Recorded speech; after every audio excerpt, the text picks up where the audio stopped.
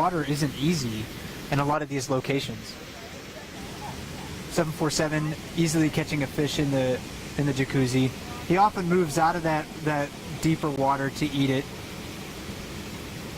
It's kind of interesting tonight. He's actually got that bear under the water, and he's going down under the water to eat it. I haven't really seen him do that too much. Sometimes when they get this big, I think it's more comfortable for them to be in the water than out, because they are carrying so much fat on their bodies. And we'll see that a lot in the fall too. It seems like they just like to be in the water, right? Because they're very, very large, so it's just harder for them to move through the forest. 747 eating that fish slowly again, well-fed bear. And there's, I mean, just looking at the riverbank again, there's a lot of discarded salmon around. So these gulls are having a feast. You hardly see eagles or osprey here very often because they can come in and snag a lot of meat, take it back to their nest, and you just see them from time to time. I think all the animals around here just feast off of this abundance. It's truly remarkable. You know, we're allowed to be about 50 yards from a bear here. Now, if we were in, say, Yellowstone, they would say at least 100 yards, and in Denali, they would say at least 300 yards. And you're able to be closer to bears here than those other places only because they have such an abundance, such a rich food source, and they're also very habituated to our presence right in this area. So both of those factors allow the human and bear interaction to be a little bit closer than other places. In most of the world, I wouldn't dare be this close to a bear and expect to come out unscathed. Yeah, this population as a whole tends to be a bit more tolerant than other brown and grizzly bear populations in North America. A lot of those distance regulations as well are for, we could do that fairly easily. So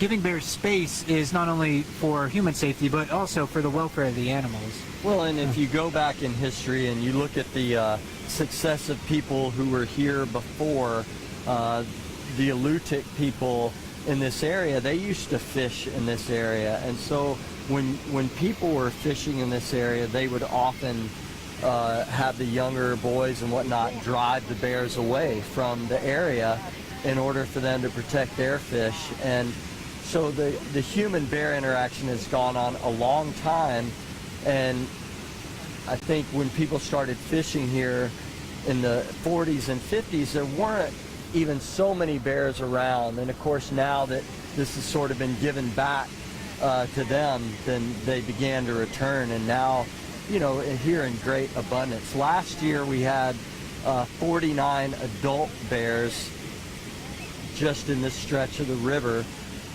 We've had up to 80, I think in 27, 28, somewhere in that area, when we had other salmon runs that were similar to last year and this year. We're having so many salmon coming up the river right now that it's likely that the bear population will increase here in the next couple of years as well. The fatter bears are more productive as far as raising and bearing offspring. So large salmon runs are very good for these animals. Yeah, it's very different than a human body. For a bear to gain as much weight as possible and to get obese even is a great thing, though, than a human. During the winter time, they won't eat at all, so they're going to be living off all this fat that they gain now.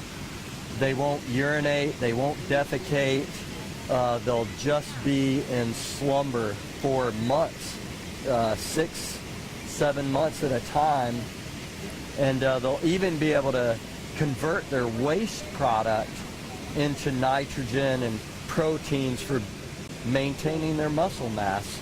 If we were to attempt something like that, we would starve real quickly. And our bodies would be poisoned by our own metabolic waste. But they're, like you were mentioning, yeah, they are able to recycle that to keep their tissues healthy while they're hibernating. And this fat that they're gaining right now is not only to fuel their survival during winter hibernation, but also their survival in the spring. When they come out of the den, there's actually very little to eat, so they need fat reserves for that time period as well. And again, 775 on the lip. Short left ear, so very recognizable. Very skilled in that location.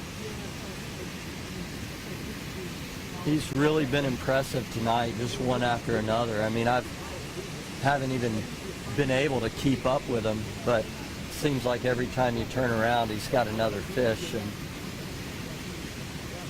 634 seems to be sitting things out for a while. He's pretty content over there on the far side. And of course, 747 looks like he's going to be up to his usual routine of just one fish after another, carry it back to the bank, eat it, go back and get another.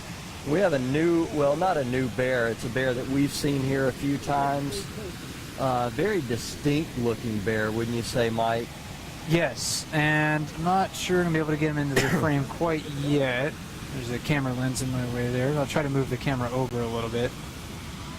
One of the things you might notice when you look at him with his nose